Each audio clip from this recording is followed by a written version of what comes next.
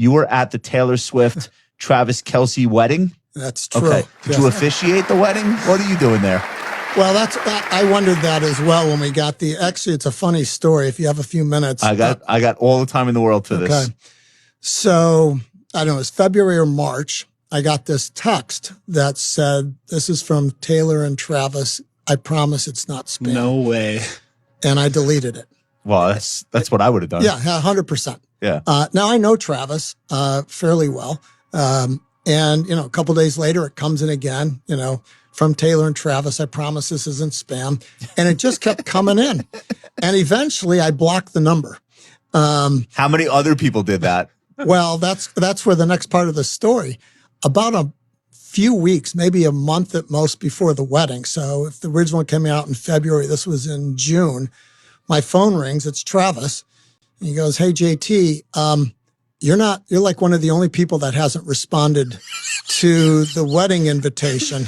What's going on?" Which was a text message. Yeah, right. Yeah, which I would have never imagined. And I said, "Well, Travis, I didn't get an invitation." He goes, "Jonathan, we send you text messages like every 2 or 3 days and you're not responding." And I said, "Oh my God, I deleted it." And not only did I delete it, I blocked it. And he said, "Well, go ahead and fix it. You're invited." And I said, "Well, Travis, why would you send a text message for a wedding and not an invitation?" He said, "Look, everybody in this party is like you. They're never in one place. They're in a bunch of different places. And the work it would take to figure out when you're going to be where is way too much. We had everybody's cell phone numbers. We have very few people." Also, the invitation with the address and the time, that goes right on the internet if you print it out. Well, I'll get to that in a second, too. All right. So anyways, he calls me up. He tells me why haven't I responded. Wait, I just want to point out, my Gen Z walked in for this story. Okay. You made it just, I don't know how you did it miraculously. You got a Slack? All right.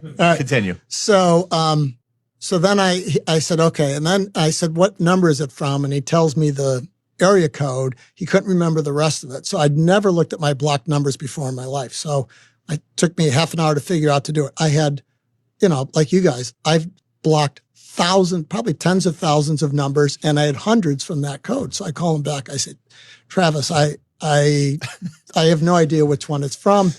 And he said, "Give me your wife's number." So I gave him my wife's number, Cindy, and then she's been getting all the updates. And when you first get the wedding invitation, which was a text, the first thing you do is there's multi-factor authentication. Right. So you go through that process a couple times. Then you got a non-disclosure agreement. Oh, wow. Sent to you kind of via DocuSign. We both had to sign that. After that, you then actually got the invitation itself, digital invitation, watermarked.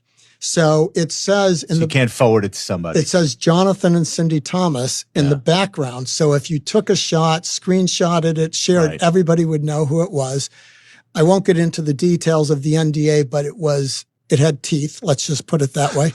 And then throughout the process, so the first one just came out, you're invited to the wedding. Then it came out July 3rd in New York. Then it came out July 3rd, Manhattan.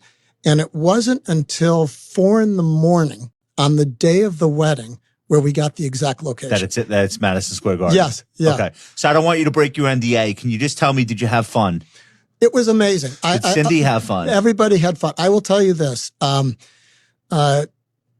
Careful. Taylor. Yeah, I am being careful. Taylor and Travis. First of all, Adam Sandler officiated it. He came down. Everybody laughed and thought it was a joke at first, but he actually did. He probably spoke for 20 or 30 minutes, vacillated between funny, very sincere, sang a few things.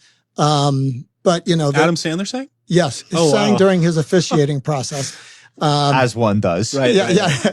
But, if there was a key theme to his thing, there are two things I remember real distinctly. One is, in your typical vows, the officiator says for rich or for poor. Adam said, you're not going to have to worry about that. Yeah. And then the second thing his key message was kiss each other every day, in the morning, at night, after dinner, just kiss often. And then Travis went first with his vows. He probably spoke for 30 minutes. And I don't want to violate his privacy, but I was crying, which I was trying to hold back. But you know him in real life. Yeah. So, He made himself unbelievably vulnerable.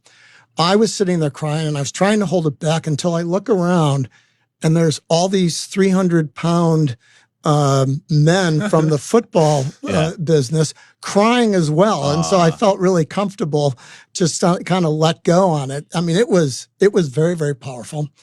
And then Taylor went and she also wrote her own vows. She probably spoke for 30 minutes. That's the least surprising part of this. Yeah. And it was poetic. She's a writer. Yeah. It was really well done.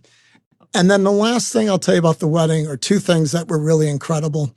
One was, the vows and the ceremony were very solemn, very sincere, very emotional. Then they opened up, you kind of walked through this massive castle that they built. And by the way, you would never guess you're in Madison Square Garden the way they did. It was incredible. But you walk through this castle that they built, and behind it, they had all sorts of games, amazing giveaways to people. And then the stage, initially, Taylor and Paul McCartney sang, and then Taylor and Stevie Nicks sang. Since this is insane. And then for the rest of the night, everybody, the whole entertainment industry is, I kept saying, if something happens in this building, the entertainment industry in the U.S. is gone. They just popped up on stage and sang songs. So at one point, I was dancing with my wife, and without any exaggeration, I had Paul McCartney to my left, Brad Pitt in front of me, Cindy Crawford on this side, and I can't remember who was behind me, Brad Pitt, Tom. I mean, we're just surrounded by legends. And it was. How do you ever go to a normal wedding after that? It's going to be a letdown, that's for sure. Why isn't Paul McCartney here? Yeah. Right. But they really calibrated the second part of it to their guests. I've never seen a wedding that was so designed to delight the guest and make sure they have a lot of fun. Usually there's always this ongoing theme about the bride and groom.